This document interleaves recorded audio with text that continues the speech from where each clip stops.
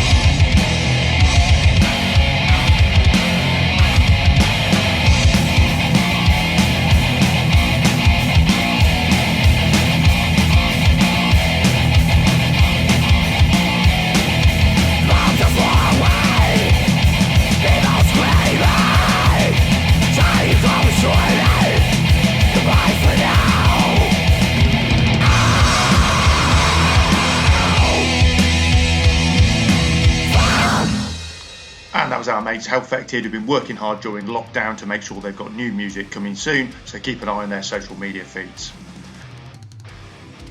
Next up is a track from old school Scottish thrashers Virus. This is The Hand That Feeds.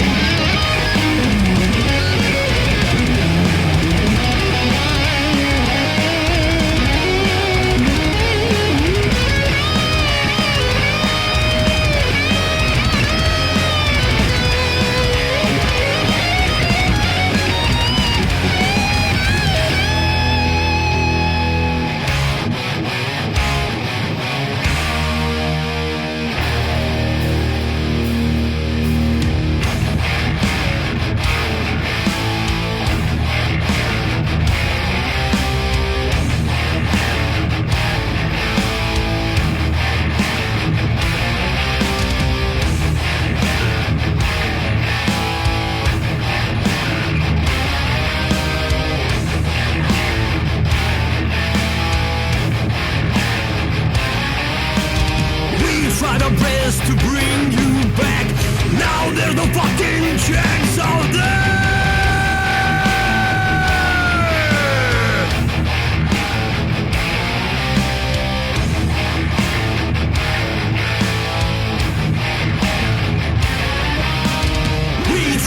best to make you see. You just wouldn't listen to me. Don't bite off the hand that feeds you when you're down and out of luck. Don't bite off the hand that feeds you. No one else will give a fuck. Don't bite off the hand that feeds you when there's nowhere else to go. Don't bite off the hand that feeds you. They will never know.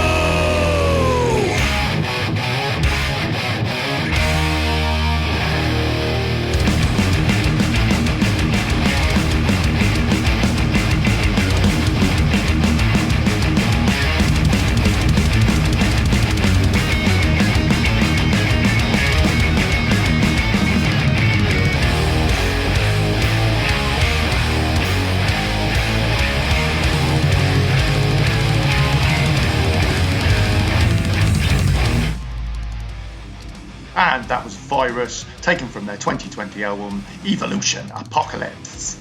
Okay, next up is our interview. This week we have Nottingham Thrashers Incinery.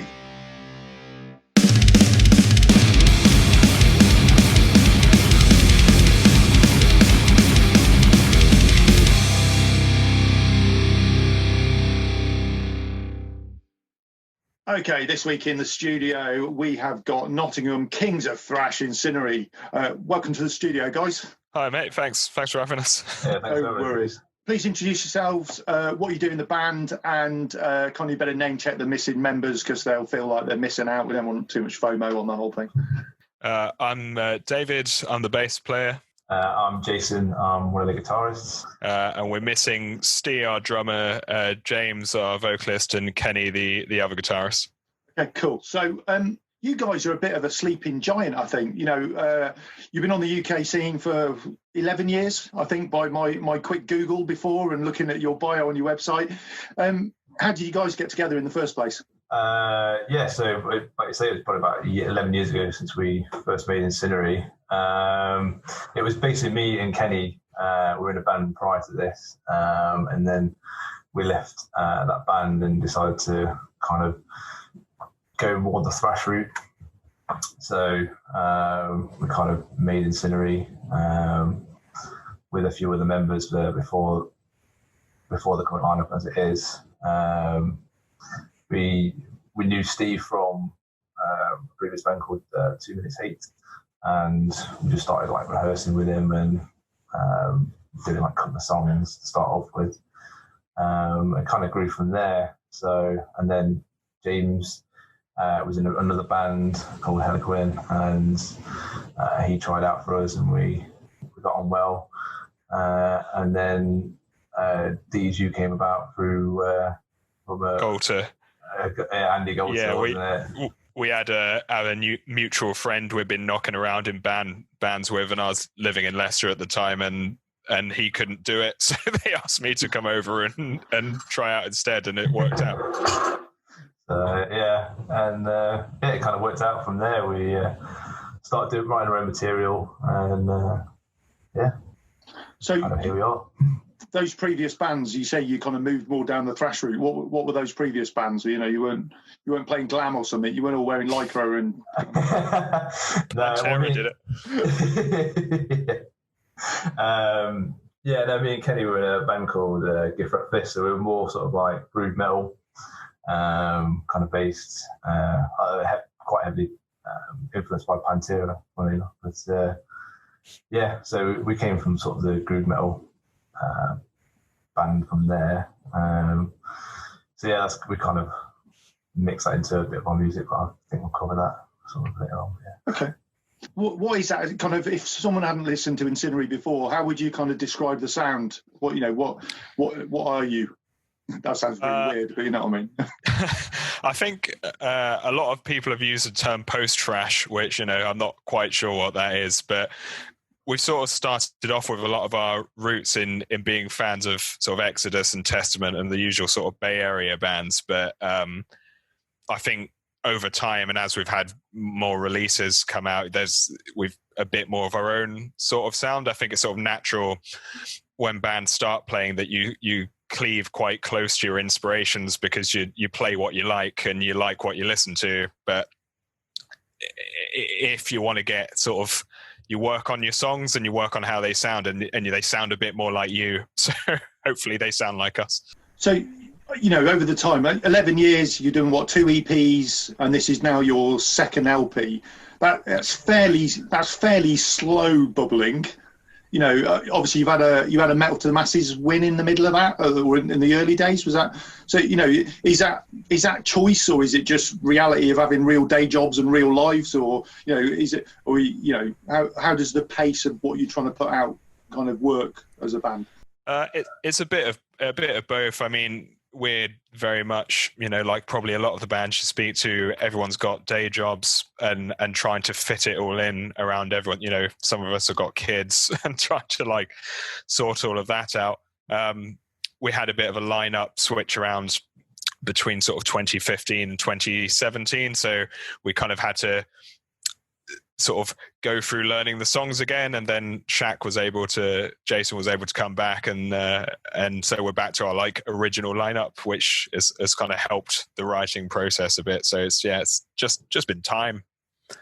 Sorry, I was going to say, I took about a year out, I think it was, so just to focus on my sort of job and life at the time. And I think you did the same as well, didn't you, Dave? Yeah, earlier on, yeah. So yeah, we both had a break. It's our fault. Sabbatical. Yes, yeah. You've delayed the whole process. Yeah. So on that note, you just kind of touched on it then about the writing process and things like that. How does that work within the band? Have you got some kind of, do you start on a riff? Do you start on a song? Do you start on a lyric? How does the song build up, and who does most of that work? Is that from the guitar duo, or is it all a bit of a free for all? Yeah, I think we mainly start off with like guitar riffs. So it's usually me or Kenny that will bring some riffs into the band and say, we've got these couple of riffs. Usually we have some kind of basic structure. So like maybe an intro, verse and chorus, and then just kind of show the ideas at practice and say, oh yeah, that's cool. And then if Dave or any of the other guys have got any ideas to add to that, and we kind of go from there. But yeah, sometimes Chris Kenny, he can write, a whole song and, sort of do a demo scratch track and bring it into us and work from that way. And equally, I could do the same as well, where I've got almost a full song structure, guitar-wise, and just, like MIDI drums or something like that to get it. But yeah, that's the main way, and then James layers the vocals on top of that afterwards. It's quite hard for James to get in before that, because his sort of writing style is quite rhythmic for a vocalist, I guess. So in the past, he's ended up writing lyrics to something that we come back 2 weeks later to practice, and the whole song's changed, and he's just like, oh, cheers. I guess I'll go back to the drawing board. So he's lyrics and works out the vocal arrangement over the top of what you guys have kind of pulled together instrumentally. Is that real word? Yeah, exactly. And, we all sort of have riff ideas and kind of get them in there. I think that's developed a lot. It was probably quite Shaq and Kenny doing a lot of the heavy lifting in the early days, but we've sort of, this last release especially, there's a lot of stuff from everyone in there. Even if there's like riffs I don't know how to play, like imagine riffs in my head that I know how I want it to sound, and then I have to like sing it at Jason like until he can play it on the guitar. Like, la la la la la la la la. Yeah, exactly. Yeah, basically. So what about those kind of the topics of the song? So he's coming up with riffs. I put out a social media post asking for any questions, and with the mass of social media that we get, I've got one question for you, which was, are you conspiracy theorists? And I guess that's come from the title of the album. Yeah, the theme for this album sort of came about while we were recording the last one. Actually, I was like deep down a Wikipedia hole between like takes, and was sort of reading about the Hollow Earth stuff. I don't think any of us are conspiracy theorists, but it's definitely like a good mine for lyric content. So yeah, we're not like Rick Wakeman. It's not like got a narrative from start to finish, but there's definitely like a thread through all the songs that sort of tie them together. I know James is a big sort of reader, and there's a lot of sort of literature that he reads. I think there's some like Hull and Ellison stuff in there, and like dystopian sort of science fiction, but then also other conspiracy theories and stuff. And it just seemed like a good sort of package that we put together.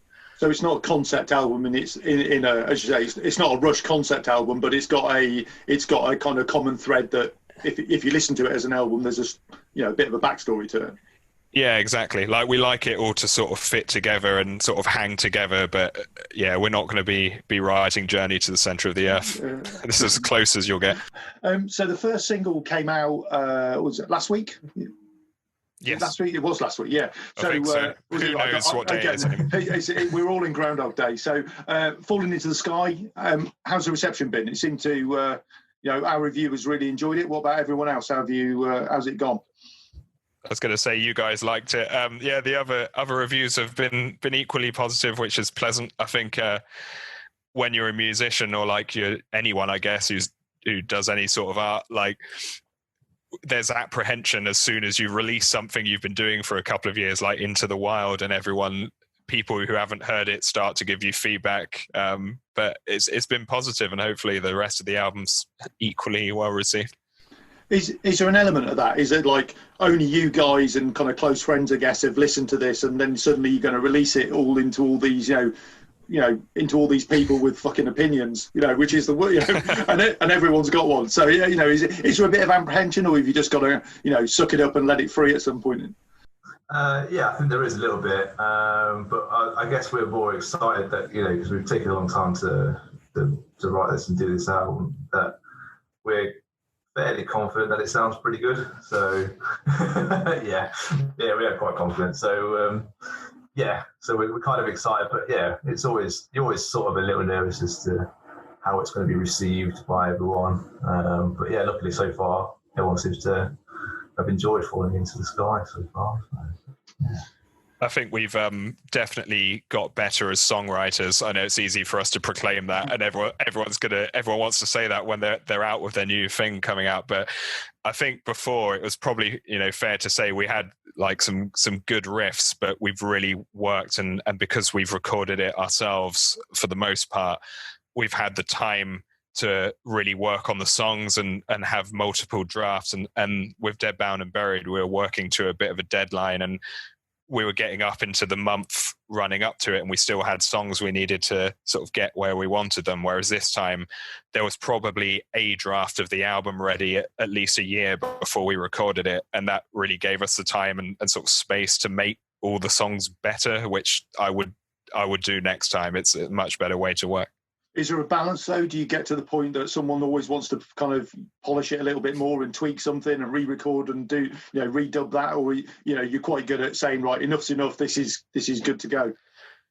Well, the actual recording happened in quite a condensed space of time, so yeah, that actually isn't an issue. I think we'd worked on it enough and had our sort of demos ready, and we were all happy with it when we went into it, so that the actual recording was pretty painless, so that was good. Yeah, so you weren't still getting to that point that you were tweaking songs by then. They were dialed and been tweaked to death before you got there. How did that recording process work? Did you record before lockdown, or were you both? A bit of both. So real studio or home studio warriors? So when we first started, I think it's about a year ago actually, wasn't it? It's about September time when Steve went into studio. So we went to studio in Stoke, Lower Lane Studios, and Steve basically laid the drum tracks down there and got all the drum recordings done there. But then after that, we decided that Kenny's basically got like a little home studio with the guitarist. So he basically recorded all of the rest of the album, so guitars, bass, and vocals. We just kind of spanned that across from then till earlier this year, wasn't it? So yeah, we had a bit of a gap where we couldn't get things done for obvious reasons, and then managed to finish it up sort of midsummer and get it over to Pete Dowsett, who mastered it. He did our first two EPs, and we loved the sort of sound that just that Edge, the mastering, gives your mix afterwards, and he did a wicked job then. So we went back and got him on it, and we think it sounds wicked. So no complaints. So I've noticed you've come back with a kind of slightly new logo as well. You've kind of condensed the full length Incinery into this like nice shape, kind of double eye thing that sits nicely in Instagram posts and things like that. So was that a conscious thing to kind of add a slightly different dimension and something that you can stick at people with and spray paint and? It's something our singer James actually came up with like some time back, like during the Nothing Left EP, where he was playing around with fitting stuff on. It's mostly just the I and the Y from the beginning and the end of the logo, just like sort of redesigned a little bit. But it's probably the first time it's been so prominent on the artwork. It's on a lot of our merchandise. Okay. But yeah. So what's the Nottingham scene like these days? Obviously, you know, I remember Rock City from kind of late 80s, early 90s. I'm a Coventry lad, so that was kind of I was an adventure on the train to go to Rock City, miss the train home, and sleep under a bush outside the castle, which I did way too many times. But an overcoat of red stripe kept me warm. What's it like these days? Is Nottingham still a good venue to be a good location to be a thrash band? I don't think it's I don't think we know too many thrash bands in Nottingham itself, actually, to be fair. It has got a metal scene here, but I don't think it's as anywhere near as big as it used to be. There's only really like a handful of bands that still like hang around really in Nottingham. A lot of the venues as well have sort of closed down and don't put on gigs anymore. So yeah, there's only very limited venues in Nottingham at the moment. The Midlands as a whole, we sort of find is much more of a sort of good network for bands. So like you see sort of venues popping up and naturally some of them go away, like we've said, is sort of in Nottingham, but there's a really good network of promoters and venues across sort of, you look at wider around sort of Leicester, Derby, Cov, like you say, Nottingham, and over to this way to Birmingham and stuff. And there's the scene in that sense, I think's pretty good at the moment. Yeah, like little pockets of scenes around, isn't there? Yeah, which is still going strong, but. Is it a good time to, obviously not at the moment because this time is fucking awful, but is it normally, he's getting a gig, and making it worthwhile doing the gig hard, is it different, are people still asking for pay to play sort of? For us, I'd say we're fortunate now. We've done quite a lot of hard work over the years, and we're in a good position sort of where we can either we've got paying gigs, which are great, at least like cover the cost of us going there, because at the end of the day, it's something we do because we enjoy it and we're not expecting to make mega bucks out of it, but it pays for yeah, absolutely. So it pays for us to do it. You will get offered gigs that are not paid, but for us, it's sort of making that decision about, is this gig? Sometimes it's worth it. And sometimes, whenever anyone who's been in a band that is just starting out and you haven't been in any other bands and you haven't got the network or the contacts, you've just got to take some of them. That might be a bit controversial, I don't know, but I think you've got to take a few opportunities to get known, and hopefully if you're good and you practice and people see you and you're not a knob at the gig and annoy everyone, like you get asked back, don't you? And do you think, I think that's probably more vital for these younger bands, as you get a bit older, you expect to be paid for a little bit for your time, and you've got families and real life things to get on with, and but for these kind of 15, 16, 17, 18-year-old bands that are still at home, that I guess exposure's the main reason for playing a gig. Even if do you think that gets taken advantage of by some venues, or do you think most people are pretty fair these days?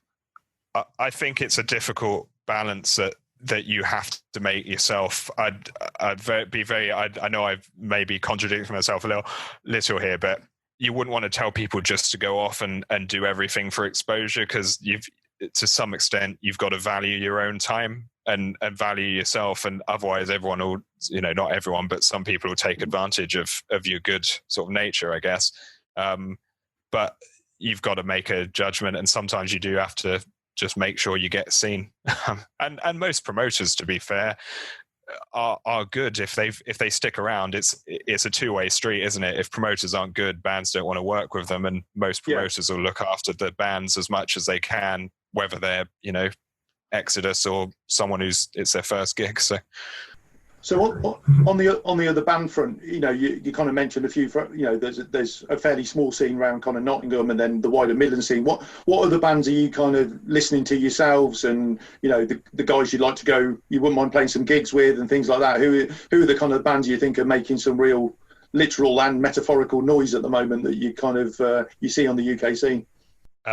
I mean, I'm not sure whether we get to play with them, but some of the bigger bands on the scene that I love at the moment is I love the resurgence of Carcass as a flipping force in the UK. Like, ever since Surgical Steel is just amazing.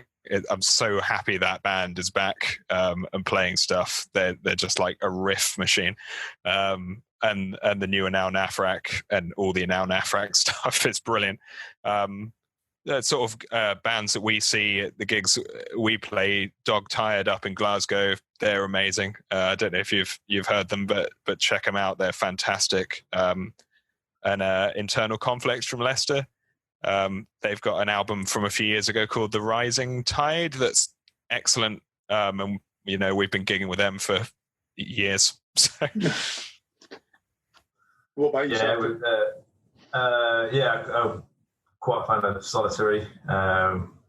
Keep showing at the moment, but yeah, those guys, we played a few gigs with them, and they're really sound, and they've been doing it for quite a long time. So good shout out to them. As well, we've got Ifrian in Scotland. They're a cool bunch. They are. Got Kilohertz in Norwich that we used to play with before lockdown, which was really cool. And Errol, he's a really good friend of ours. That's Thrashosaurus Errol. Yeah. So we always love playing Thrashosaurus because there's so many quality bands there that we get to play with and see and hang out with. So it's really cool. We've got Bullriff Stampede as well. Guys down from Weymouth, I think. So Bullriff Stampede, the band that just keeps on giving, isn't it? Their members are in every other band in the UK now. It's fun. Yeah, man. Ravens Creed. And two of them are in Onslaught now. So you've got Dave and James in Onslaught now. So kicking ass in there, which is awesome. So.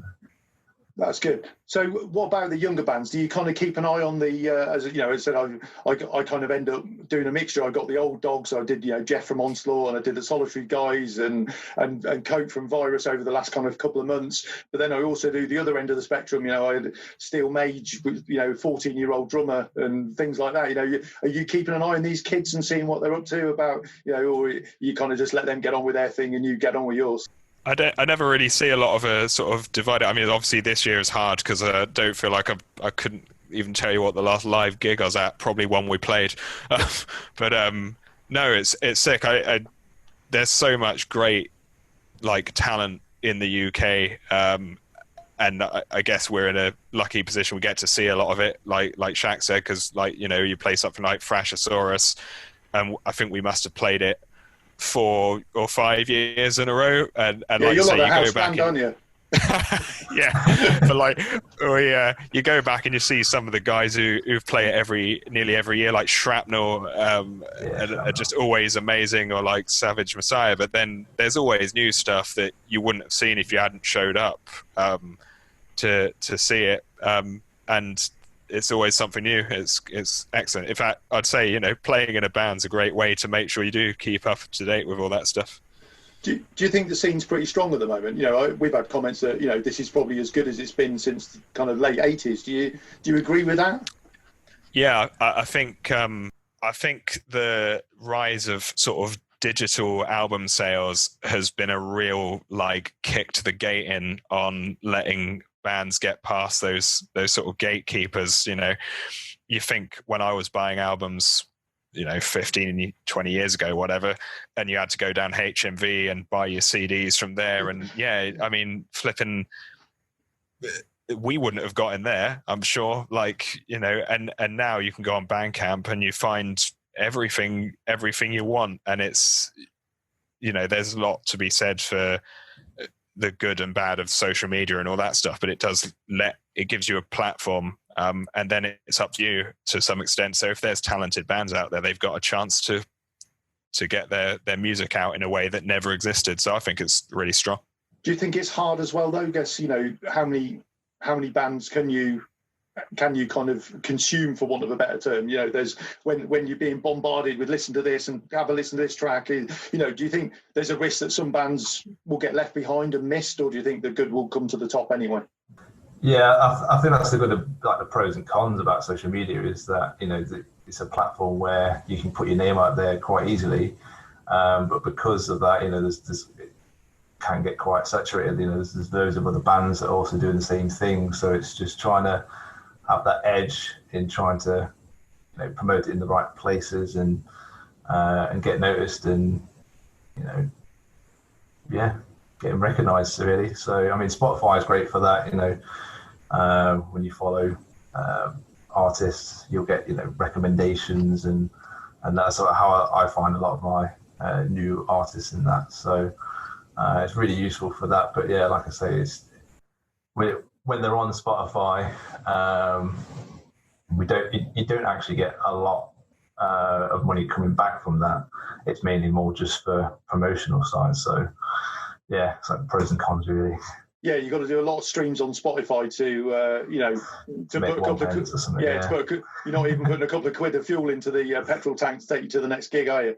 Do you think there's a risk that kind of a lot of these younger bands are like driving for Spotify streams and Facebook likes and goodness knows what? Is the connection between getting all those plays and people turning up at your gig? Do you guys see a correlation? Do you kind of see your crowd interacting more with your social as you get closer to gigs? And or if you've played a support gig and you suddenly get a load of extra follows, do you notice those trends and spikes, or do you just let it do whatever it does and not kind of focus too much because it will send you mad? I think you've got to focus on the whole analog side of it first. The social media, like I said, social media side of it's good, and I, as a sort of punter, I find it really helpful, like say, to find stuff for myself. But I think if you're a band, nothing's gonna replace going out and doing the work, and there's great structures in place to help you do that probably didn't exist before. I mean, something like, for us, obviously, like Metal to the Masses was what gave us a platform to go and do all the cool shit that we've been able to do over the last 10 years nearly since then. So I don't think it's enough to just, there are notable exceptions to this, but it's not enough probably just to release it all online. But it does, it's a good sort of tool to use once you're getting going. But yeah, it won't replace going out and doing the networking and doing the gigs and building, because all the people who we interact with online, or sort of like the big sort of fans and stuff, are people we've met in person and gone out and seen and got out around the UK and gone and spoken to. So it's both sides of it. So the new album, I said it comes out on the 30th of October. You kind of pre-orders are all live and all that stuff. You still, you're still keeping it traditional. You're doing physical, you're doing bundle deals and all that sort of stuff. Is that, you kind of touched on it there. Is that still in a really important kind of analog way of getting that media out there and getting that engagement? Yeah, definitely. There are, people out there that still want the physical format and are craving, for the physical format stuff and the T-shirts. So it's definitely good to still have all that physical media, so they can actually wear it, and then it promotes it, when they go to the gigs or go to other gigs, and then, works on the word of mouth thing as well. I think there's nothing better than obviously the good old word of mouth, check this band out.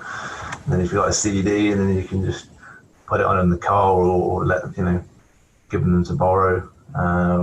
But yeah, like again, you got Spotify as well, so you check them out on Spotify. Have you still got a CD in your car? That's I remember what I was going to ask before. Metal to the Masses, obviously that, as you say, that gave you a really good kind of step up. Do you still think that's a good format? You know, that kind of peer, you know, you're amongst your peers playing against similar bands of usually a kind of similar ilk with your peers judging it. Do you still think that's a real, you know, obviously this year it got decimated by COVID, but do you still think that's a really good format? Is that kind of the best way for bands to make that big step? I certainly think it's worthwhile to go out there and get, because you never know who's going to be at your gig, but Metal to the Masses, if you're a smaller band and you're starting out, means you're going to get put in front of some people who can make some decisions about getting your band seen in a way that you never would. And you know, don't know, I go to Bloodstock every year and I spend half my time in their New Blood tent, and I've seen loads of flipping bands I'd never have got to if they hadn't gone sort of through that process. And I don't know, I guess there's no ideal format, but from their point of view, they've got a limited number of slots on their stage that they need to fill, and they have to sort of see. So I think it gives everyone a sort of opportunity. As I think the barriers to entry in terms of playing in the first round and the heats of that are pretty low, and then it's up to you. It's a pretty fair fight, isn't it? You know, if you turn up and perform on the night, you know, you'll either get the judges' vote or the crowd vote, and if you don't, then, you know, unfortunately not this year, but try get, you know, I guess you don't have to win or even get through. It's still, you're being seen by a load of people that might not normally see you if you had been put on a bill and, you know, you were playing first before another band and everyone's at the bar still and all that sort of stuff. At the very worst, you've just had another gig which was probably better attended than possibly some other stuff you've done. So, than playing in a dog and trumpet on a Tuesday night to three old men and a dog, yeah. Obviously, lockdown's going to cause you some kind of major problems with promotion of the album. You know, you're not going to get out and have a launch party or any of those other sorts of things. So what have you got planned? Are you going to do kind of extra singles, videos, live streams? Have you got any kind of you got any things planned to help promote it from you know, that you normally wouldn't do? Yeah, so we've got a couple of videos that we're planning to do anyway. So we've got one in the pipeline that we're sort of putting together at the moment, just a homemade kind of one, and then we're going to have hopefully another one around about the album launch time. So yeah, we just kind of do a couple more videos. We've not really done a lot of videos, to be fair, in the past, have we? So I think it's definitely now is a good time to start doing those kind of things and pushing that social media presence, really. What about the live stream thing, or the, you know, the live recording, the rehearsals and things like that? You've been tempted by doing any of that? It seems to, a lot of people dismissed it at the start, but it seems to be kind of getting a bit of impetus again as the kind of the lockdown situation, you know, to keep staying. Is that something you could consider, or is it a lot of admin for, you know, again, the two people and their dog watching via Facebook Live or something? I think it's definitely something we're interested in doing. It's just the sort of infrastructure around it, because you don't want to put something out that's sort of subpar, and obviously, like with videography, and then being able to like get the sound right on a live recording is challenging. But we're looking at some options. Obviously, with distance and Birmingham being in a total lockdown at the moment, that's a bit of an impediment. But you'll be on a TV in the corner. Yeah, they can do it, and I'll be on a projector in the background. That's it, holographic projector. TV on a stool. Or via a Skype call. Yeah, and I guess that's the problem. You don't want it to come across a bit gash, you know. You don't want it to be, you know, an iPad propped up on a chair that's kind of, you know, slips over halfway through, and, you know, it's one thing, you know, capturing a little bit of video footage in your rehearsal space, but if you want to try and present yourself in the best, that does take a lot of work, and probably that's, you know, more than your 6 people from different households in the same room. So I bet it's a bit of a challenge, I guess. Yeah, and I've seen some good options for doing it. There's stuff out there, and I think, you know, we'll have to see how long all of this carries on, won't we? We hope we get into the new year and the gigs start to open up a bit more again, and we can start doing something. We had stuff when all of this kicked off. We had to cancel, as everyone did, and we started booking up for the end of the year, hoping it would sort of turn around. But obviously that's all been pushed back again. So in some ways, I think we're quite lucky to have some studio material that happened to be lined up to come out now anyway, because we're able to get that out to people. And we're fortunate that there are people who care about listening to our music, so that's excellent for them. And then hopefully we get past everyone's had to work about 10 months behind on whatever they're working on. So what can we expect on the new album? So Falling Into the Sky's been out. Next single's due out on mid-October. Mid-October. Then with the album coming out at the end of the month. What else can we expect? Is kind of Falling Into the Sky a kind of good benchmark of what's on the rest of the album? Is that kind of a good flavour of what's to come? Yeah, I think so.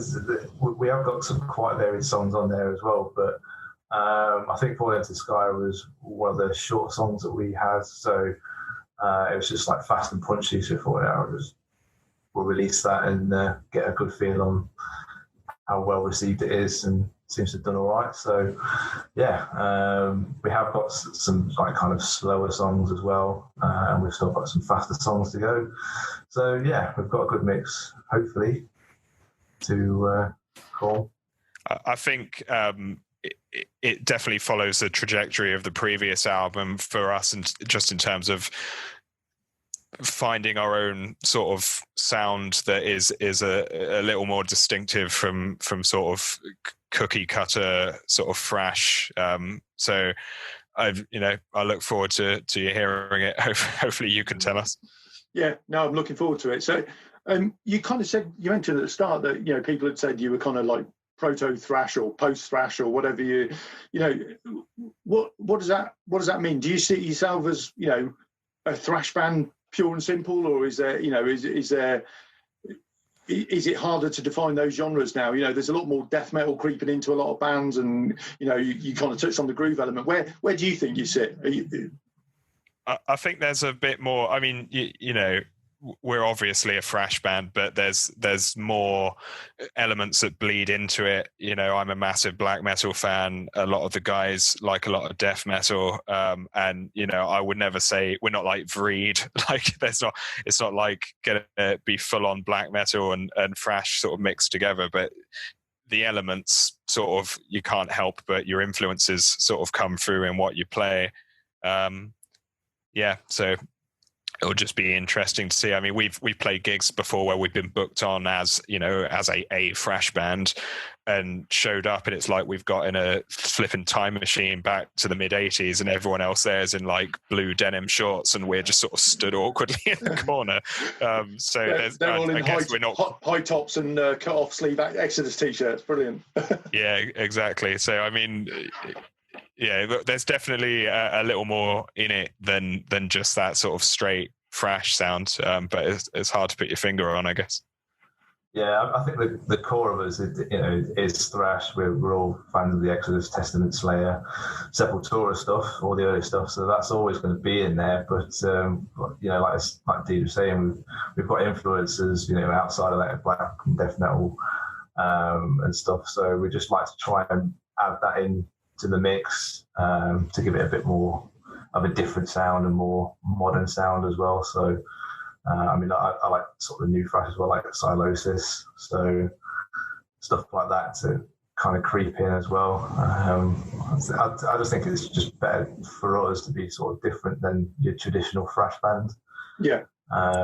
Just gives us a bit more edge, difference to what's out there at the moment. So hopefully. What about wider influences? It's usually the bass player that goes down this really weird route now. When I say this, and you find out that they want to play 95-minute prog, classics and things like that. But who in the band's got the kind of the slightly more eclectic or diverse taste? Or you're all pretty kind of mainstream. No, I mean, I guess we're looking at some other sort of interview stuff earlier in the week, and they're sort of asking us, what your favorite sort of albums and stuff, and I was having to think quite hard about that, and like big fan of Wolves in the Throne Room, and that kind of stuff, which is excellent. But then like our singer listens to a lot of bizarre Japanese music. I don't know what it is, so that is as precise as I can get. I don't know what it is. But yeah, there was no. Yeah, it's not like Japanese hardcore or something. It's just Japanese music. What about yourself, Jason? You got any kind of slightly eclectic taste in there, or are you pretty kind of traditional metalhead through and through?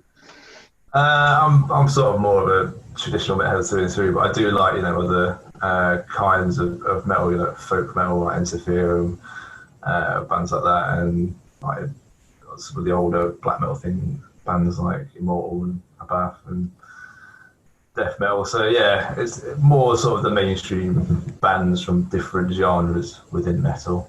Yeah, and also the classic rock stuff, Scorpions and Iron Maiden, Black Sabbath. Getting that DeLorean and get back to Donington sometime in the 80s. Yeah. Okay, finally. This is your this is your opportunity to kind of pimp yourselves out, drop any kind of social media links, pre-order deals, anything else you want to kind of we haven't discussed that you want to throw out there for the listeners. Okay. Well, I mean, obviously, I'd say a big thanks from us to the Fat Angel guys. Both their PR and their bookings team have been a fantastic help for us, and obviously the whole Bloodstock team have been fantastic. And sort of like apart from that, just head over to our Bandcamp. Everything's on pre-order. We've got some cool patches we designed to go along, and they're all sort of limited stuff that we're not going to redo. So if you want one of them, like go and grab one now. But it's it's all over there. So check it out, and obviously Facebook and Instagram and all the usual places. I meant to mention your space pilot patches. They're awesome. They're gonna look great on my flight suit. I could. Who came up with those? I designed them. They're good. They're really cool. Nice idea. Yeah, they're great. I'm just working out what's going to get ripped off the battle vest to fit one of those on. I need to. Yeah, that's the eternal struggle. Who am I going to bin this week? I got to a point though. There was two of a few bands, and I could get away with it. But now it's someone's getting fucking ejected from the den. You've just got to start a new jacket. I did come up with that plan. I don't think I can take the stress of that again. I'm shit at sewing. Guys, thanks for taking a bit of time out tonight to talk to us. Good luck with the album. Looking forward to hearing it, and hopefully get to see you guys live sometime early in the next year when all this fucking bullshit's out of the way. Perfect. Thanks a lot. Cheers for having us. Sure. Cheers for having us. All right.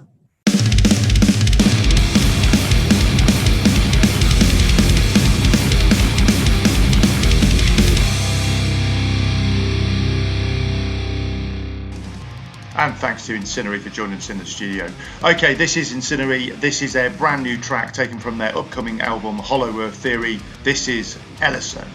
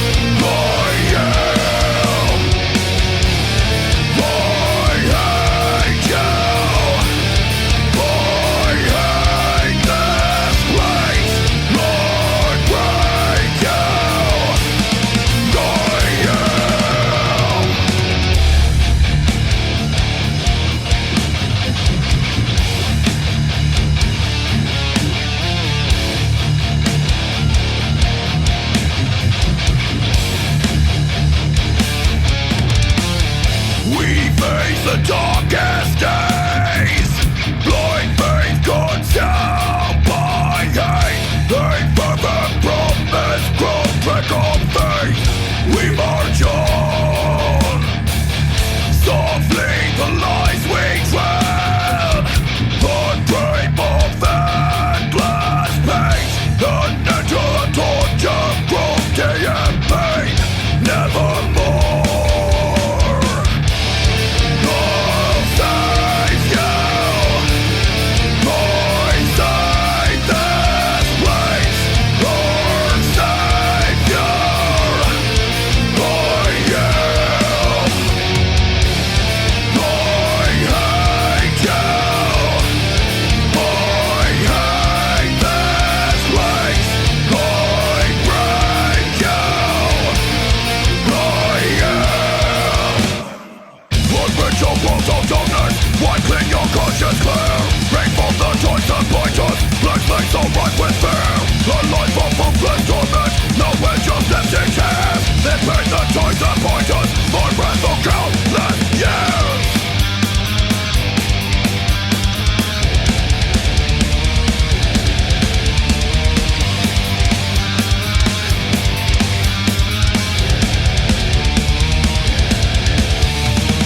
Consume this world of torment. You face your darkest fears. No death, no rest, no respite. Your path for restless years. Your mind will hold no secrets. My will is set for him. This world, this place is so clean. I am your God and your fear.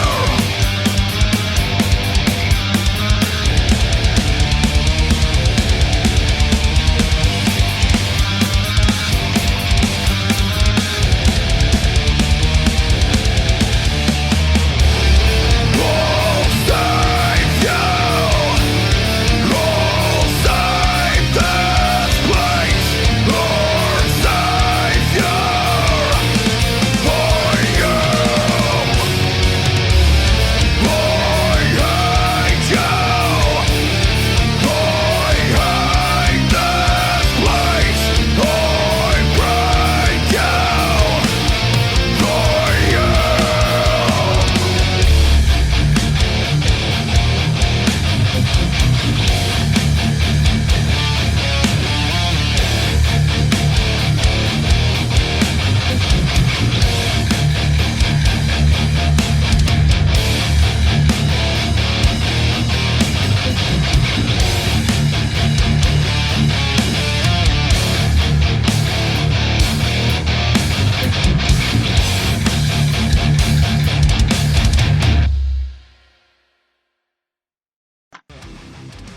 And that was Incinery. Get out and pre-order their album or pick it up at the end of the month.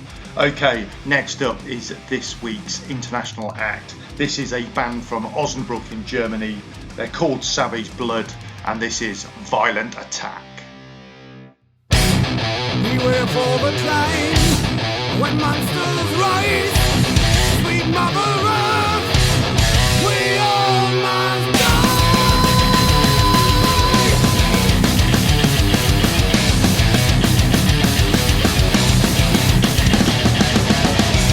It was a dark night. The devil came down with demons on his back. The air was frozen, wolves howling the night. The moonshine bloody red. Death knows around for murder. Did we do our best to avoid the lovely war? Did we do our best? Tell me what I'm dying for. Tell me what I'm dying for.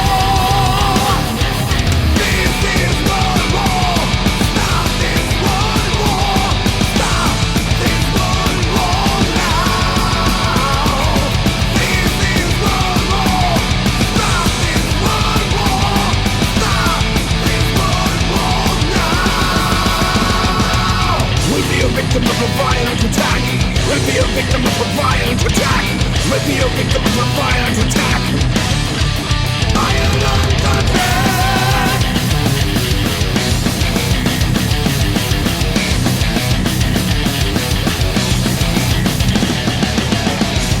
The snow has fallen. Dead bodies around. A smell of nausea in the air. They suddenly came out of nowhere.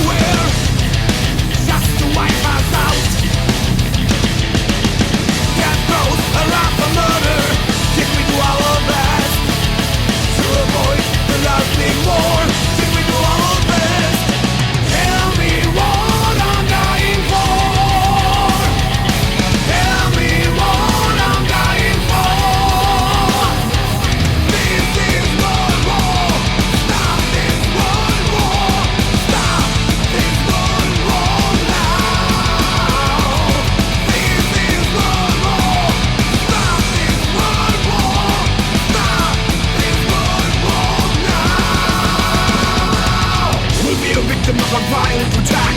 We'll be a victim of a violent attack. We'll be a victim of a violent attack. Violent attack.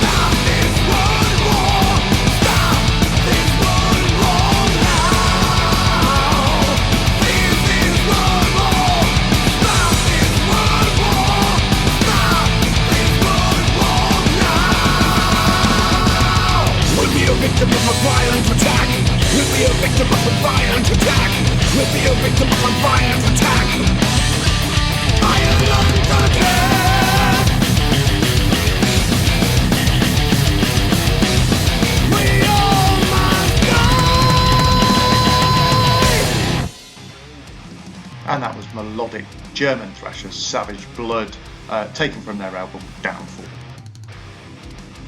And finally, for this week's episode, we're going to play you out with some Vermilion Steel from Thrasher Wolf.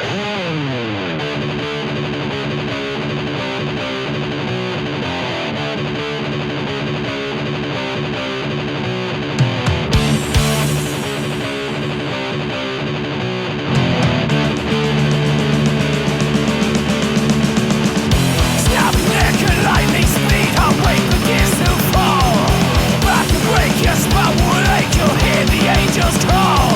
Immense amounts of pain wrap your body in your soul. Submission of the enemy's first goal.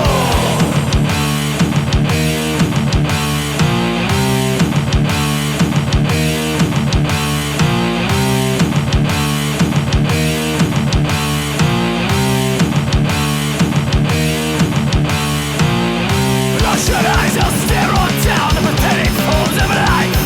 The amount of pain that you are in has to be your final night.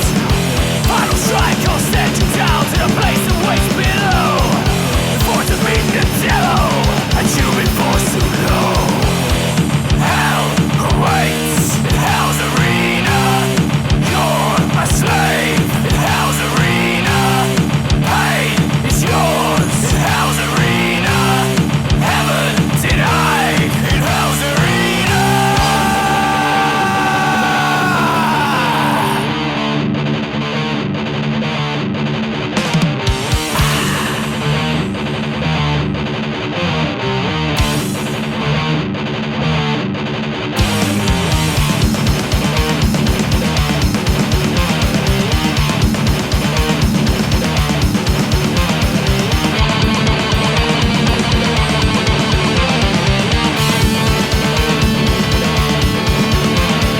My fist feels like it is made of broken glass, shattered so bad that I cannot feel. Victory's a reach away outside my clasp. Guess this monster of Vermilion Steel. Flashlight steel. Flashlight steel. Flashlight steel. Flashlight steel. Flashlight steel.